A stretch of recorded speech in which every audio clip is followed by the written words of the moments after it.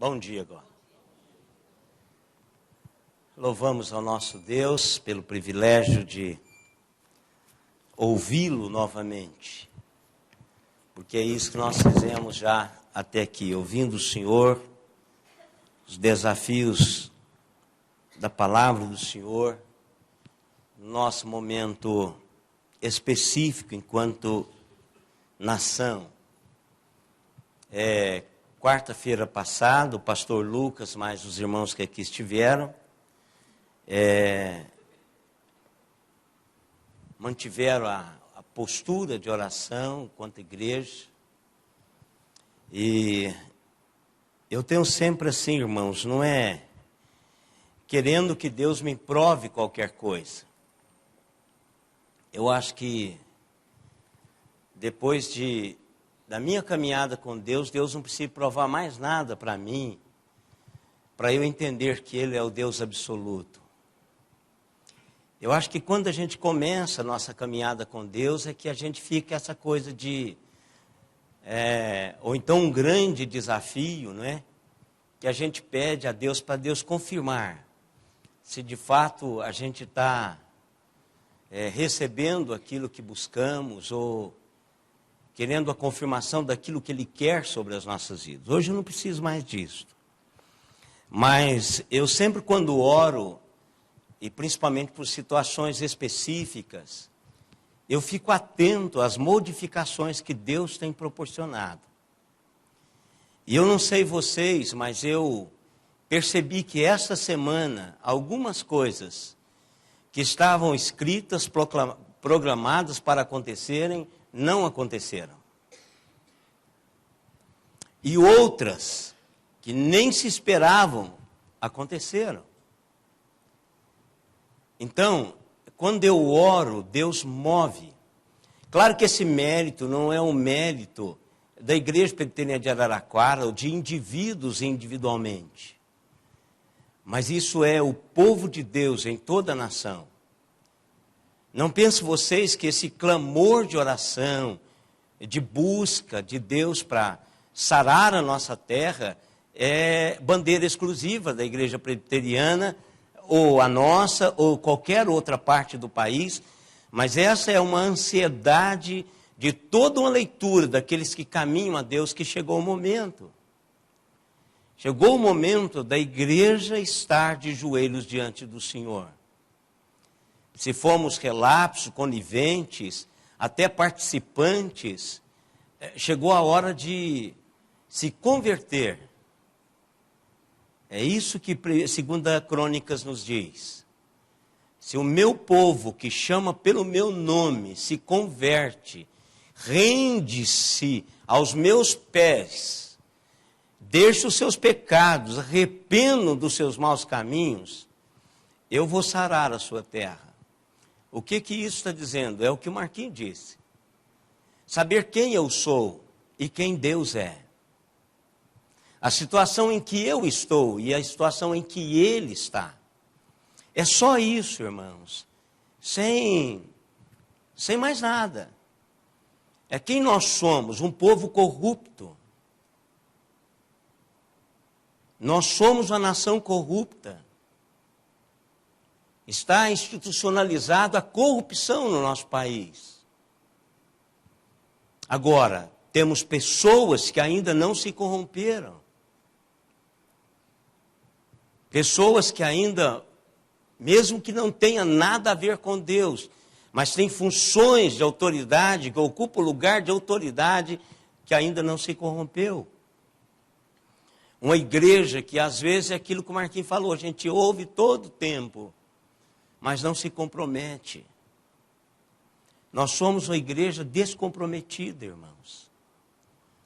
Porque em outro tempo da história, a igreja já estaria fazendo proezas nas regiões celestiais. Mas nós estamos passivos. Deixa ver, deixa como está para ver como é que fica. E Deus tem desafiado-nos para fazer isso. Alguns sofrem mais, outros sofrem menos. Mas todos nós carregamos, enquanto igreja, carregamos parcela desse peso. Então, conclamamos. E isso nós estamos fazendo, Marquinho e eu, enquanto conselho da igreja, líderes da igreja, conclamamos a igreja para colocarem lá na sua geladeira, no vidro lá do seu quarto, no seu banheiro particular, coloque lá no espelho orar pelo Brasil. Não por um partido, não por uma pessoa, não por um resultado, mas pela ação de Deus no nosso país. Vamos curvar as nossas cabeças, irmãos, e orar novamente.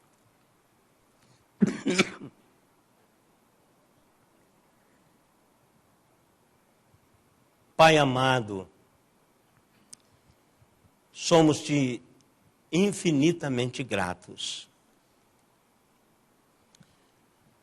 pelo Senhor ter nos dado a graça de conhecê-lo. Muito obrigado por isso, Deus. Porque quando temos o conhecimento do Senhor, automaticamente, através da ação do Teu Espírito Santo, temos conhecimento de nós mesmos. Sabemos quem somos. Porque o Teu Espírito Santo nos diz quem somos. Mas também o Teu Espírito Santo nos diz quem somos, como filhos do Senhor. E por isso, Deus, como povo do Senhor, nação escolhida, lavada e remida no sangue do Cordeiro, nós queremos interceder pela nossa terra. Mais uma vez, Senhor. E estaremos na Tua presença continuamente, até que o Senhor nos abençoe. E a bênção do Senhor passa por vieses que nós nem sabemos quais. Mas nós pedimos, abençoa-nos, Senhor, com justiça, com honestidade, com bênçãos de caráter, de fidelidade ao Senhor. Pai, nós queremos dizer para o Senhor que nós estamos tranquilos, porque confiamos no Senhor. Não porque qualquer outra coisa esteja sendo feita em qualquer departamento de autoridades, mas porque o Senhor zela por nós. Essa é a nossa confiança.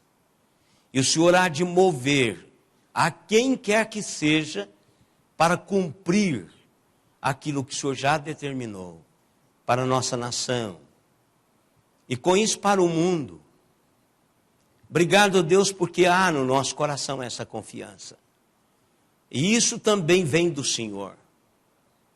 Vem do trabalhar contínuo, incansável do Teu Espírito Santo em nós.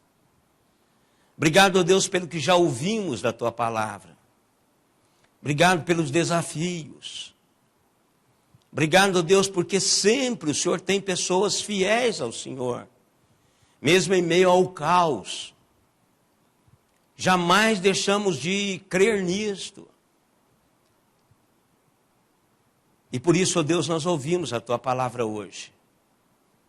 E agora, ó Deus, pedimos que o Senhor nos ajude na compreensão também do que ainda vamos ouvir. Todos os níveis de ensinamento da igreja. O Senhor esteja ungindo os Teus servos, ministrando-lhes graça e misericórdia para falarem exatamente aquilo que está no Teu coração.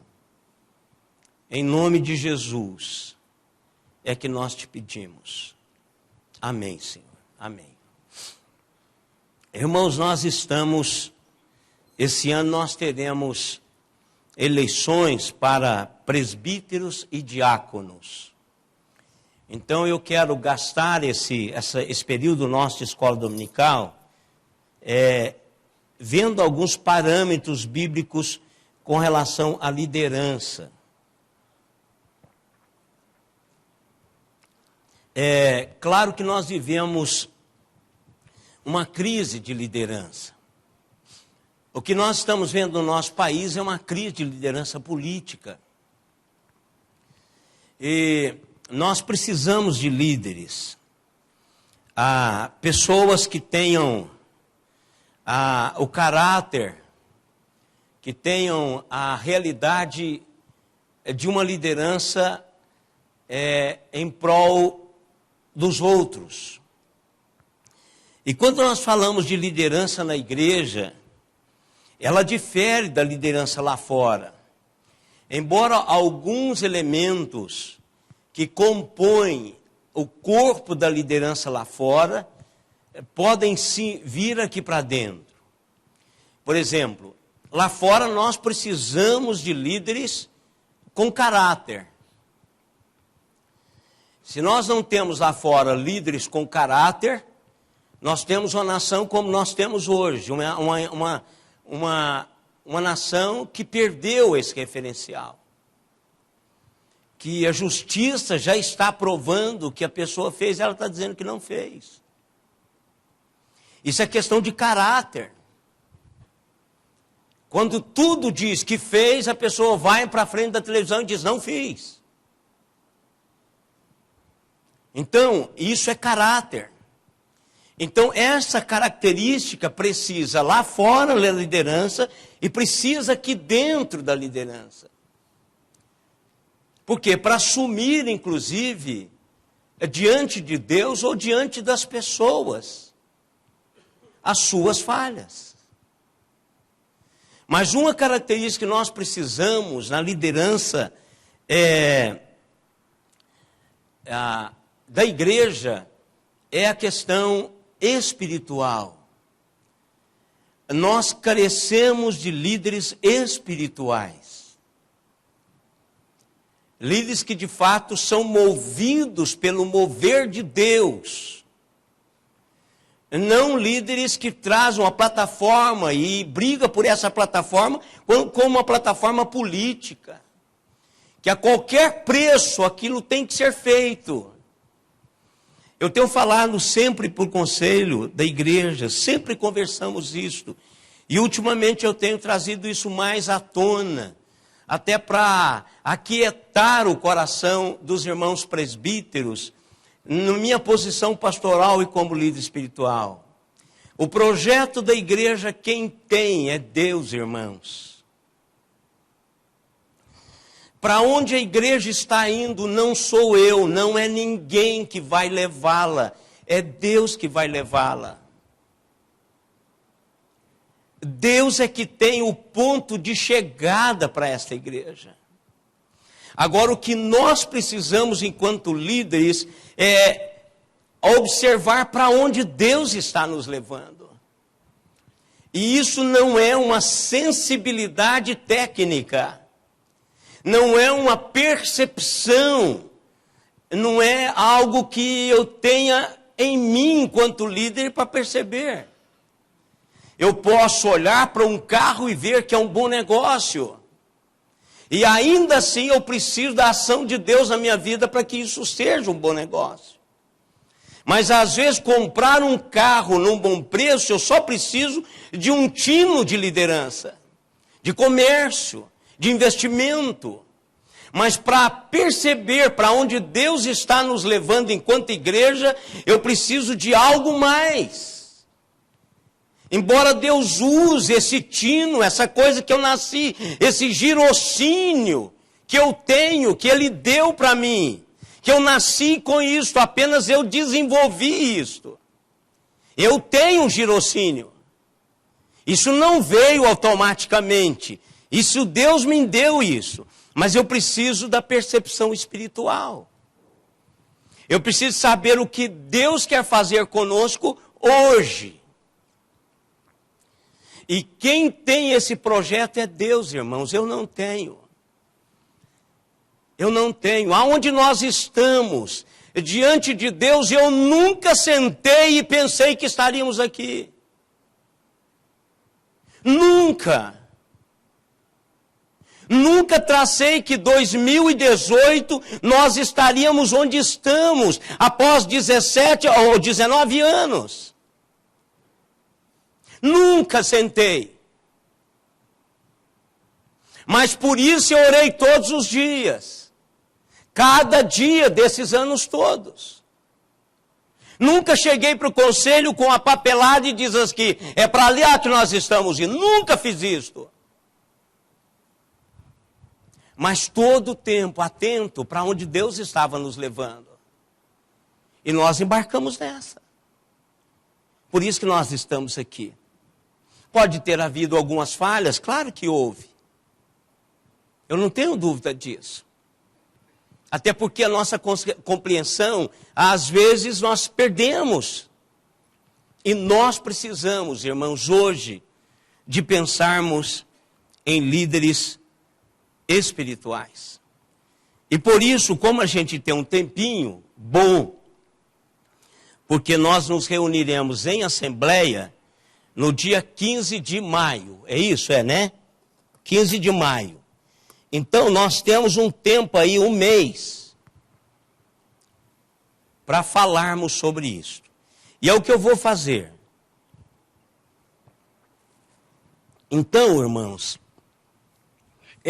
esses estudos, eu quero dizer para os irmãos que foram alimentos para mim mesmo. Eu estou trazendo para os irmãos o que está no freezer há mais de 35 anos. É o que eu tentei às vezes colocar no micro-ondas do Senhor e comer sempre isto. Às vezes eu volto a esta realidade ainda hoje. E eu estava falando para o pastor Lucas hoje de manhã. Meu irmão, não esqueça de requentar, às vezes, coisas que Deus te deu e contar de novo para a igreja. Porque nós esquecemos, enquanto igreja, e nós esquecemos, enquanto líderes, de algumas verdades de Deus. E eu queria ler com os irmãos, capítulo 10 de Marcos, do verso 35 ao verso 45.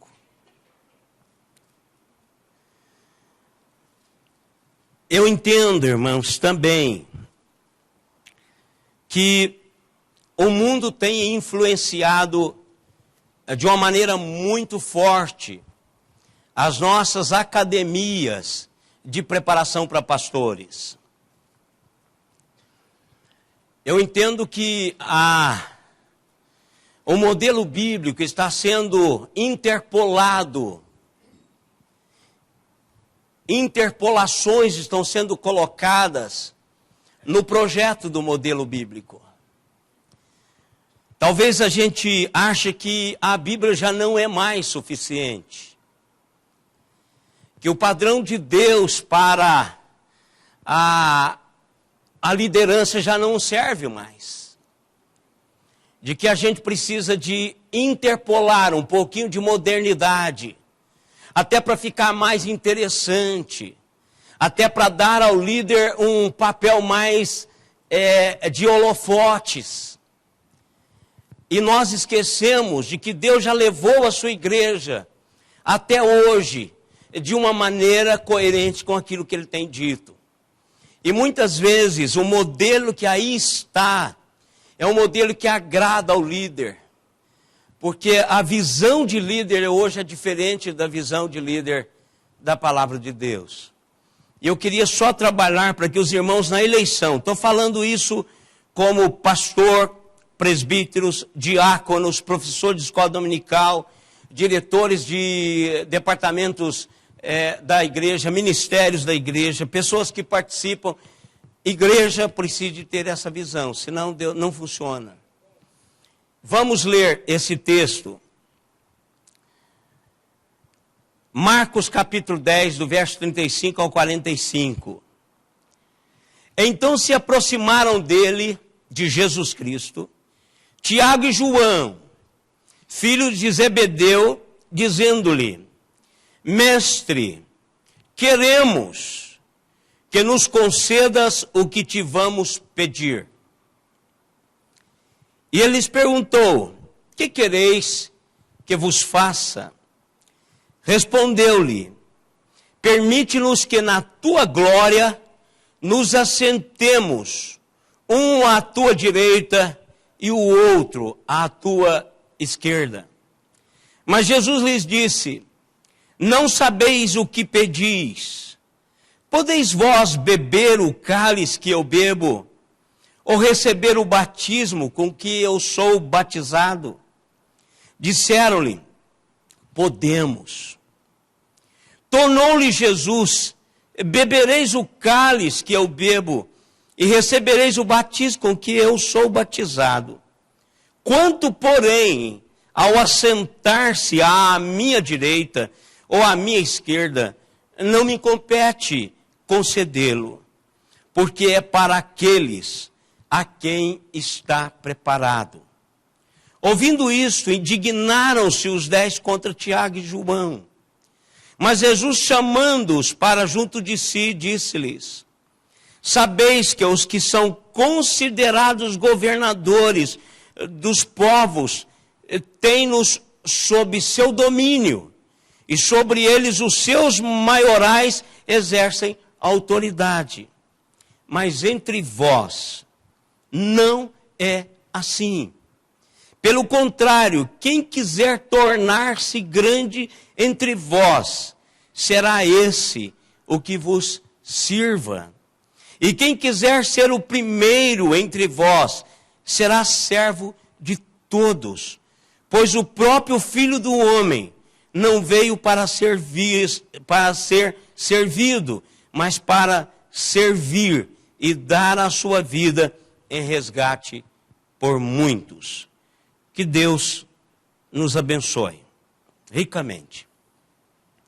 Eu não sei se os irmãos se lembram de que o apogeu da escravatura, e principalmente daquele movimento de tráfico de negros, ocorreu no século XVIII. O apogeu de toda essa movimentação da escravatura aconteceu no século XVIII. E viveu no século XVIII um homem que serviu a Deus de uma maneira muito especial. Um homem que era extremamente competente para o que fazia. O seu nome é D.L. Moody. D.L. Moody. Moody foi a boca de Deus nesse século da escravidão. E ele disse certa vez: a medida de um homem não está em quantos servos, quantos escravos ele tem, mas quantos homens ele serve. Contextualizando essa palavra, irmãos, isso foi dito dentro de um momento de escravidão. Moody estava simplesmente dizendo àqueles senhores, aquelas pessoas que tinham escravos em casa, ele estava pregando à comunidade que tinha escravos. E ele estava dizendo o seguinte: a medida de um homem não é quantos escravos você tem em casa, mas quantos homens você serve. Moody trazia, irmãos, exatamente a semente da liderança servidora, que nós estamos perdendo, irmãos. O professor de seminário Walter Jackson, ele disse o seguinte, que a liderança servidora, como retratada nos evangelhos e por Jesus Cristo, é difícil de se manter em um clima onde cada vez mais segmentos da população cristã preferem o estilo super líder. Um líder é alguém que muitas vezes assenhoreia-se sobre alguém, que exerce domínio sobre os outros. Hoje parece que este é o padrão. Parece que é isso que as nossas academias estão treinando os nossos pastores e lideranças, para ser um superstar. Para trazer para si toda a responsabilidade da liderança e o holofote sobre eles. Mas, como disse o professor Imude, não é assim que a palavra de Deus diz. E nós precisamos mudar isso enquanto igreja e enquanto líderes, irmãos.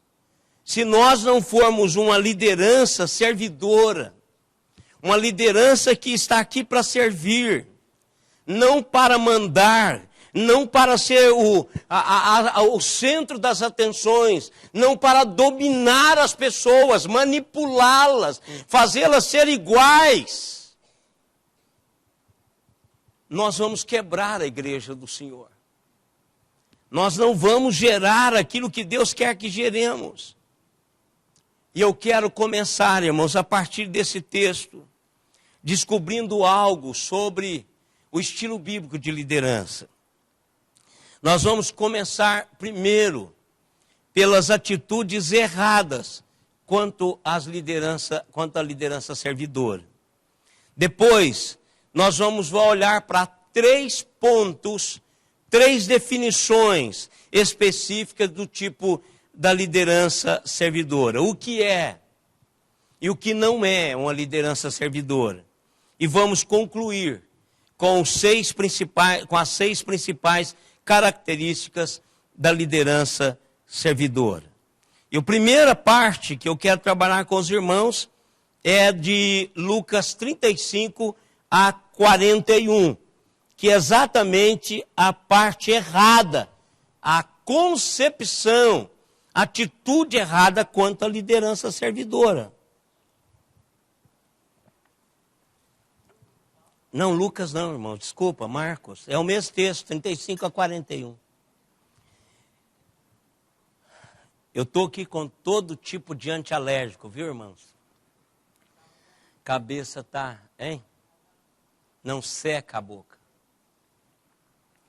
E a cabeça a mente não fica muito boa. Fica lerda. E nós vimos aqui, irmãos, no versos 35 a 41 de Marcos 10, no verso 37 e 38, Tiago e João, fazendo um pedido, e aquele pedido autoritário. Sabe aquele pedido assim, eu estou pedindo e quero que o senhor faça. Queremos. Isso faz parte. Ou seja, é minha vontade ou então cai fora. Os que não estiverem satisfeitos, cai fora.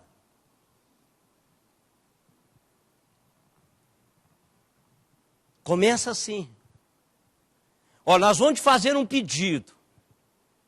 E nós queremos que esse pedido seja dado. Ou seja, ele está expressando uma atitude, uma vontade. Não é algo, irmãos, que surgiu ali no momento. É algo que eles estão acompanhando, seguindo a Jesus Cristo e esperando o momento de pedir isso.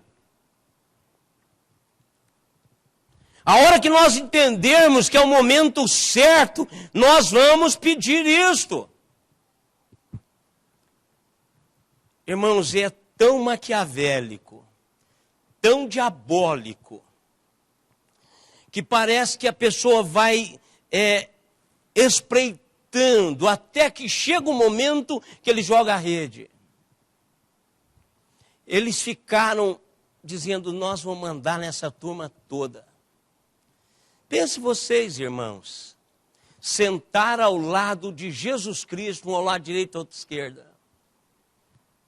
Ou seja, eu vou estar ao lado da Trindade excelsa. Hein? E todo mundo que está agora, no início da igreja, vai ficar sabendo disso. Isso ensoberbece. Esse é o mesmo de Lúcifer. Só que esse ainda está um pouquinho menor do que Lúcifer. Porque Lúcifer queria assumir o lugar de Deus. queria destronar a Deus e tomar o seu lugar. Mas os outros, eles só querem uma parte, mas ainda assim em glória. Eles querem fazer parte daquilo. Toda vez que eu leio esse texto, eu me lembro daquela piada, que às vezes eu acho ela tão sem graça e de mau gosto, e outras vezes eu acho ela tão própria para ilustrar isso aqui.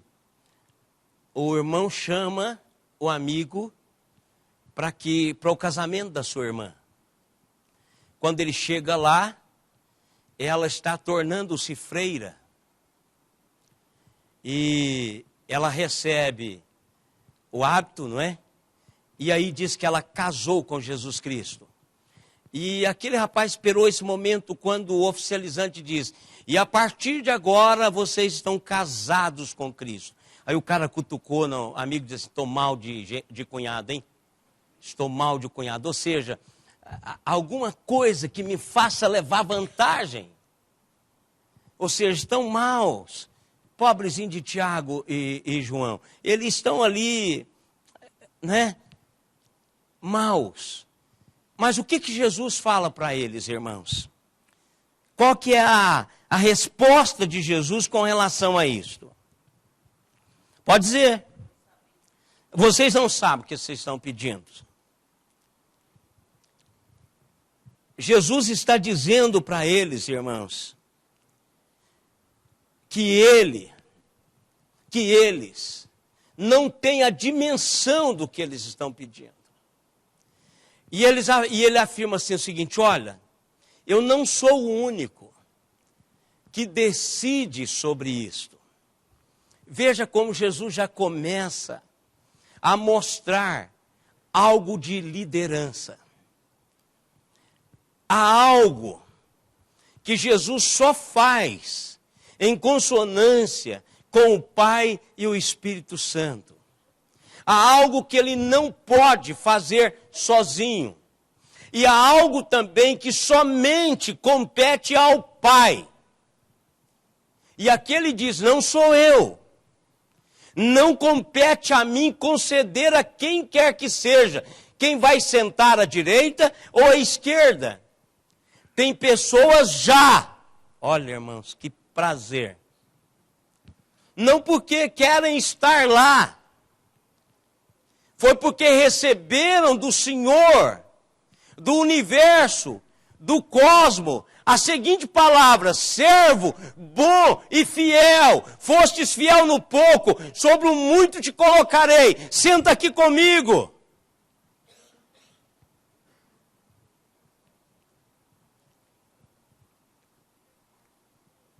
Talvez João Batista.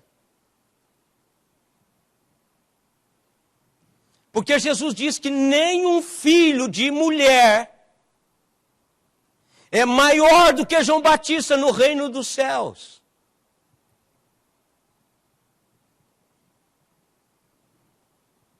Talvez João Batista. E ainda que não fosse, teria outro. Mas o que Jesus está dizendo é o seguinte: tem coisas que não são atribuídas a mim. A liderança espiritual, ela é compartilhada, e quem manda em tudo isso é o Pai. Das mais importantes, que é quem vai sentar à minha direita, à minha esquerda, quanto das menores decisões, é Ele. É ao Pai que compete fazer isso, Tiago e João. Não sou eu. Somente Deus, o Pai, pode fazer isso. No verso 38, irmãos, Jesus pergunta a Tiago e João o seguinte: vocês são capazes de beber o mesmo cálice e ser batizado com o mesmo batismo que eu sou capaz? Claro que os irmãos sabem que esse cálice aí está vinculado ao sofrimento de Jesus. E o batismo, tudo que envolvia esse sofrimento. A angústia, o sofrimento do Getsêmani. Ainda não era a cruz. Era o que estava envolvendo-o. Era aquilo que era o preâmbulo de tudo aquilo que ainda iria acontecer, que era o cálice do sofrimento. Por isso que ele diz, passa de mim esse cálice. Me dê um substituto. Aquele era o momento de sofrimento, era a metáfora do batismo, mergulhado em calamidades, em dores, em amarguras profundas.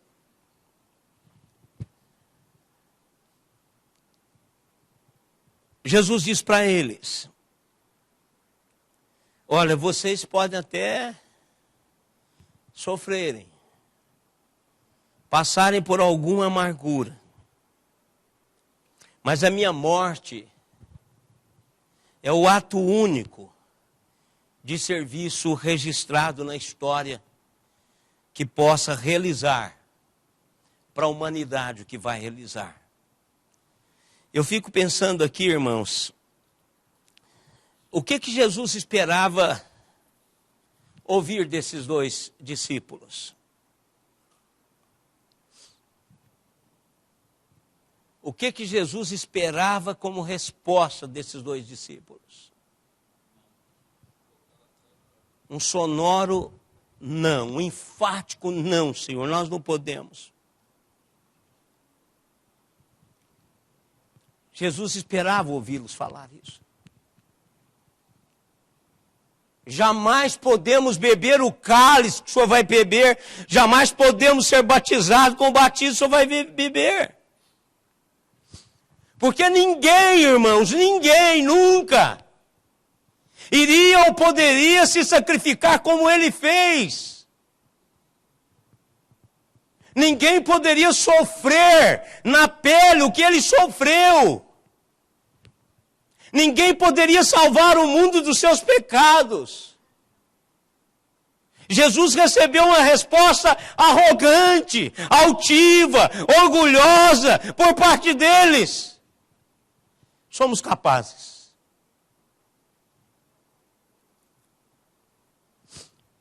Quando Jesus ouviu deles essa resposta, que eles eram capazes de fazer o que ele faria, eles demonstraram a sua atitude orgulhosa, que os impediam de servir o reino com eficácia. E parece que às vezes isso passa pela cabeça de alguns líderes. Irmãos, servir a Deus, servir na sua igreja, não é fácil.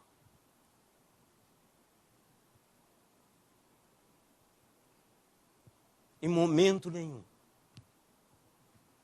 Não há nenhum ser humano em suas próprias forças competente para isso. Nenhum. O Barone às vezes usa uma expressão, e eu gosto dessa expressão. E a gente a vê, irmãos, nós vemos isto em loco, em ação na vida das pessoas, é assim, Deus retirou a sabedoria.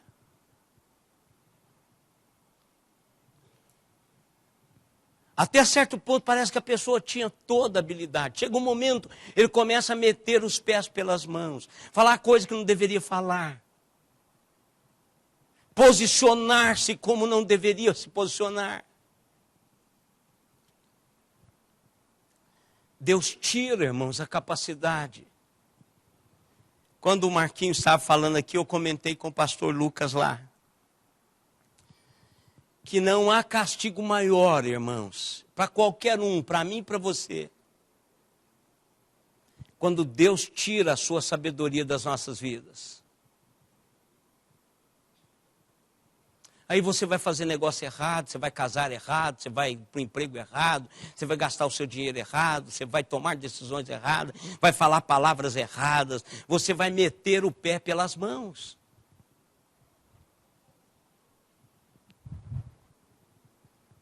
Quando Deus põe a mão sobre nós, está conosco, então Ele age nas nossas vidas. Então, Tiago e João, irmãos, orgulhosamente, altivamente podemos. No verso 39 e 40, Jesus diz a eles basicamente o seguinte, você pode ler aí na íntegra. Eu fiz uma tradução livre do texto. Sim, vocês podem oferecer a sua vida de uma maneira semelhante a mim, dando-se a si mesmo para serem martirizados.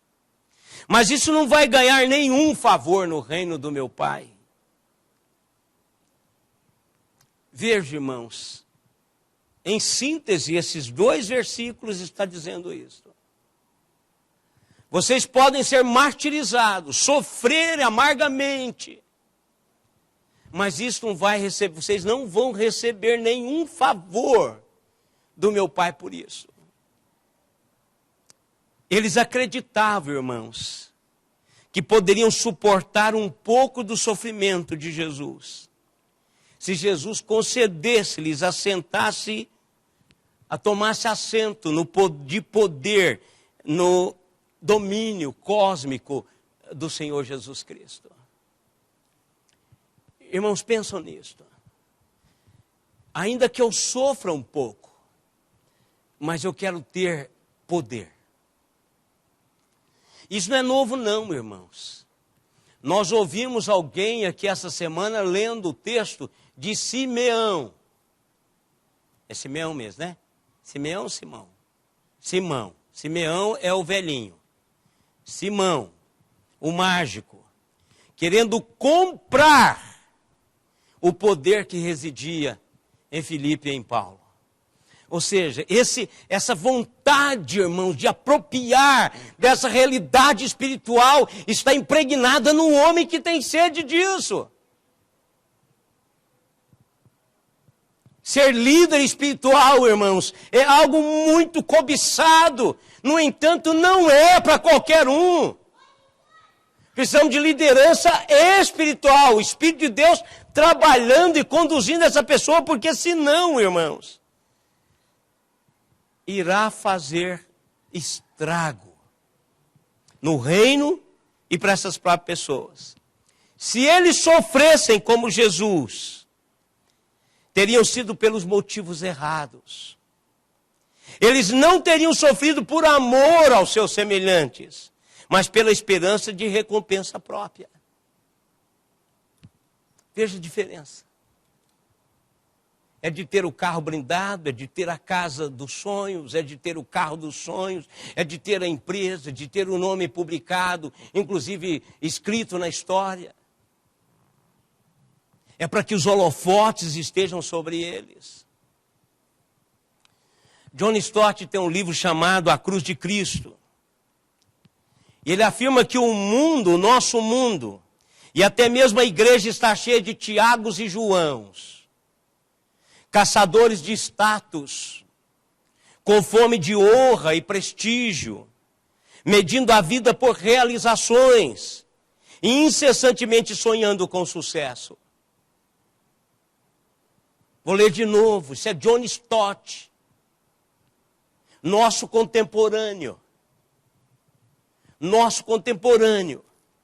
Não é alguém que está lá atrás como Moody, é alguém que está aqui agora falando da mesma realidade. Ele diz que o nosso mundo e até mesmo a igreja está cheio de Tiagos e Joãos, caçadores de status, com fome de honra e prestígio, medindo a vida por realizações e incessantemente sonhando com o sucesso.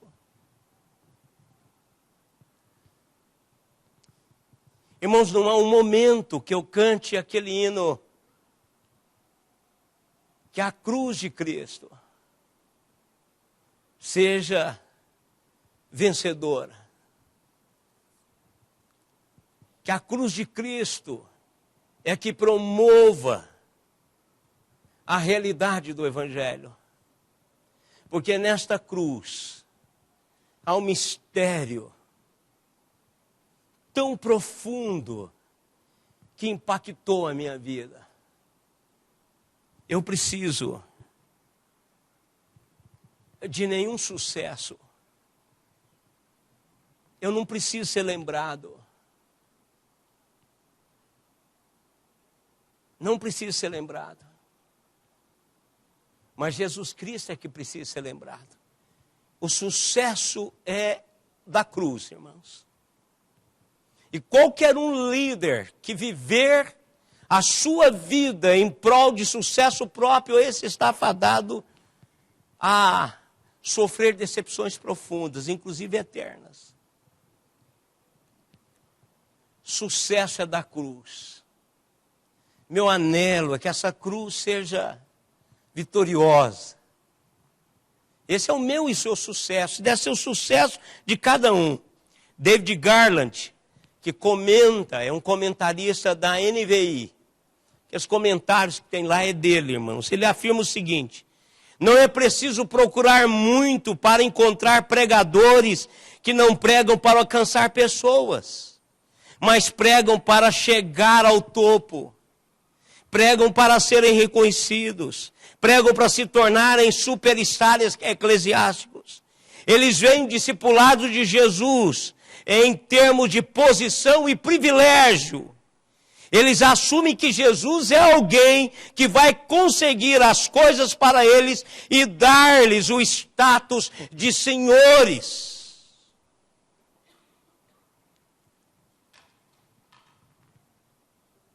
Esse é o ponto errado. Se alguém almeja o presbiterato, se alguém almeja o diaconato, se alguém almeja ao pastorado, excelente coisa almeja.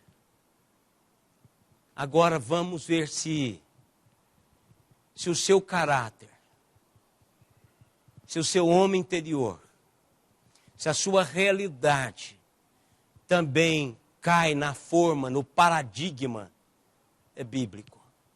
Tiago e João. Logo João. Eu fico pensando aqui, irmãos, ninguém é perfeito. Mas nós vamos ver mais na frente o que ecoa esse momento. O que essa conversa ecoa na história. Eu sempre falo para a Lívia e para a Letícia, filhos, e elas já têm, se não aprenderam, estão perdendo. Aproveite o máximo o momento.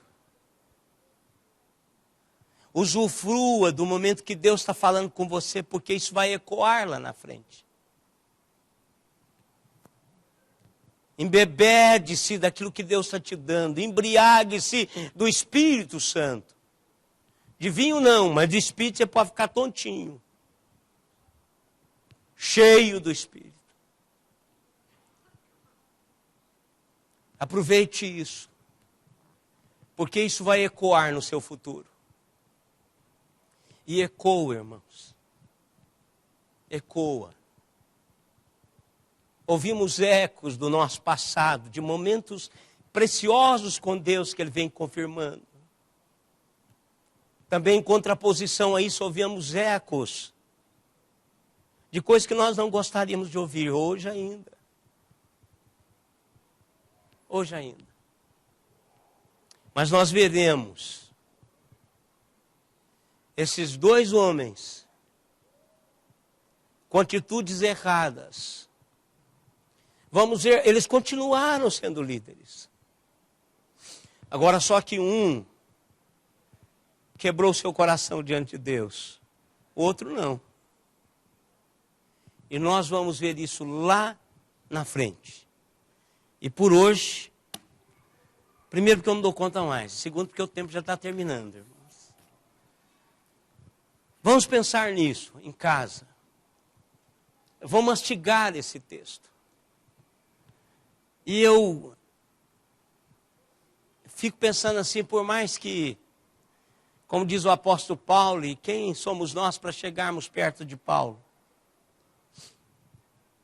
ainda que sofremos parte do sofrimento de Deus, de Jesus, ainda assim não podemos fazer nada do que Jesus fez por nós.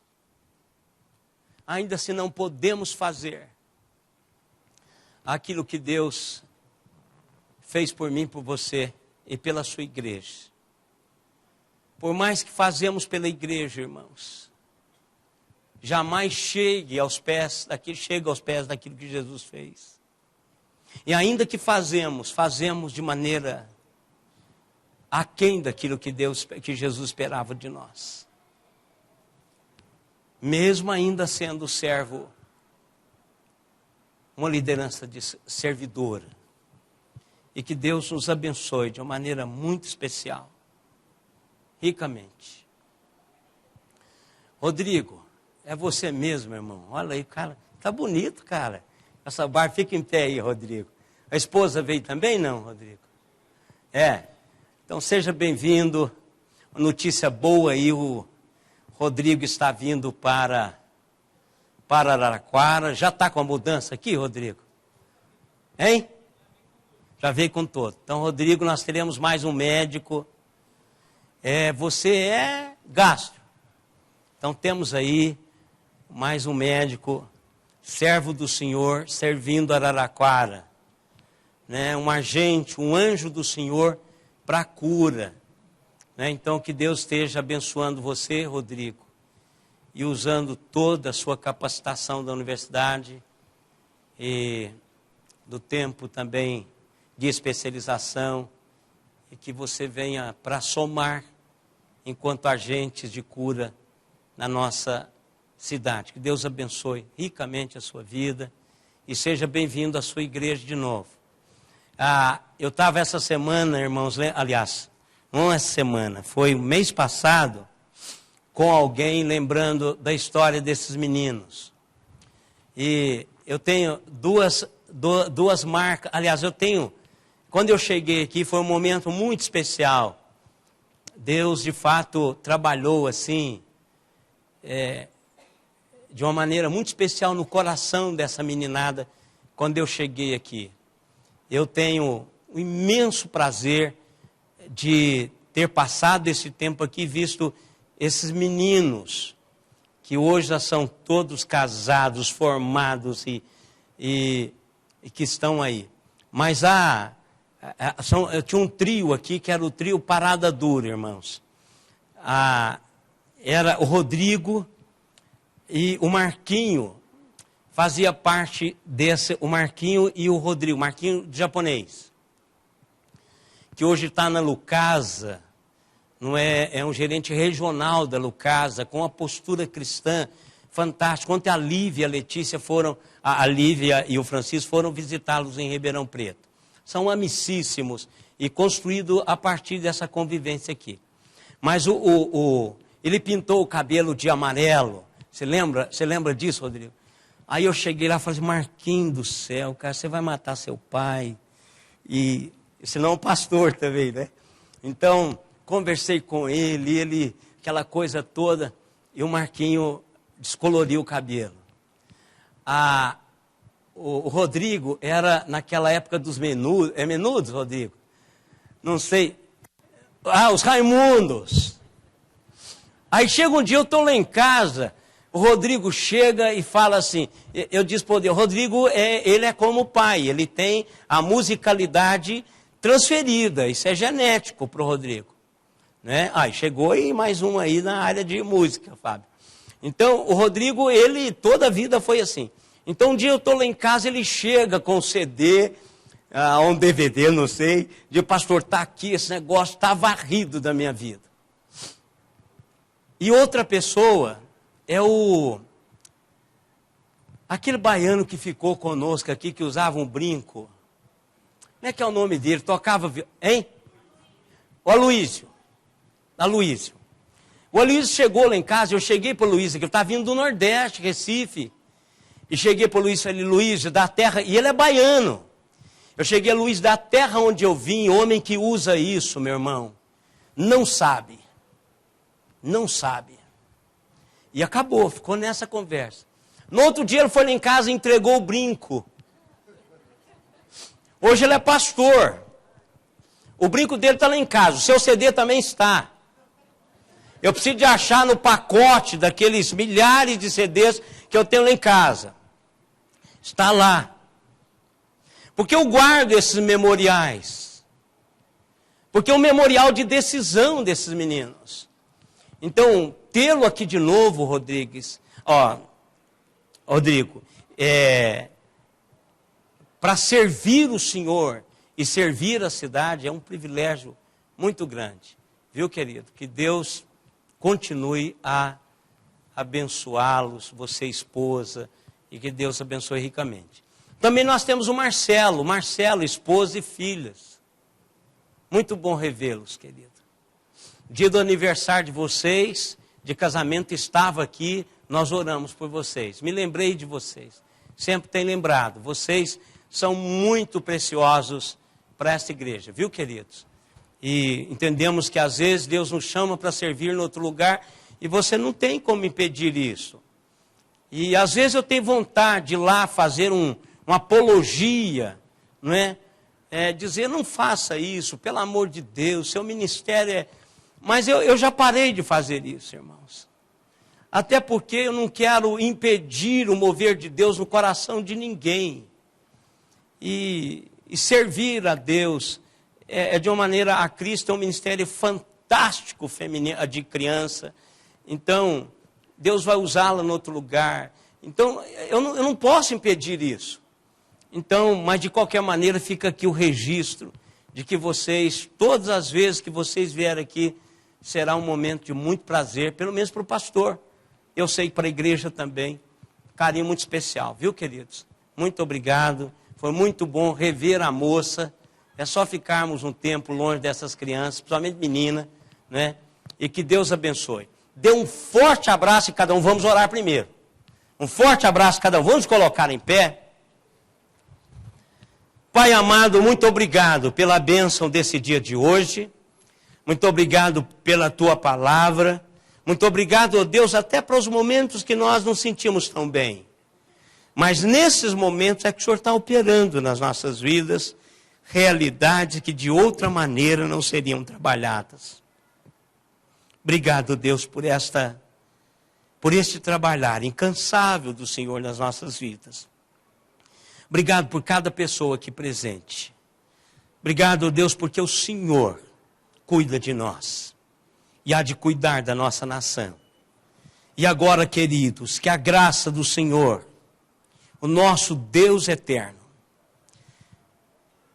o amor insondável, demonstrado na cruz do Calvário por Jesus Cristo, o poder inquestionável que foi experimentado por cada um de nós, poder do Espírito Santo, continue sendo derramado sobre nós, até aquele dia glorioso, quando com o Senhor nós nos encontraremos.